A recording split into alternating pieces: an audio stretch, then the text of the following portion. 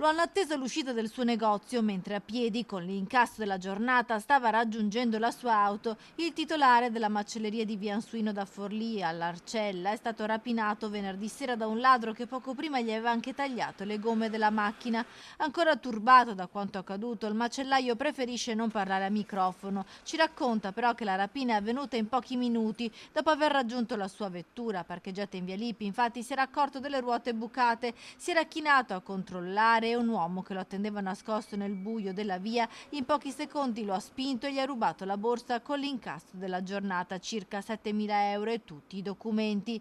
Il macellaio ha urlato e chiesto aiuto, ma il rapinatore, fatti pochi metri, è salito nell'auto che lo aspettava e che è subito partita a fari spenti. Un colpo studiato e preparato, non ha dubbi il macellaio, che ha subito allertato la polizia che ora sta indagando grazie anche alle telecamere di videosorveglianza della zona.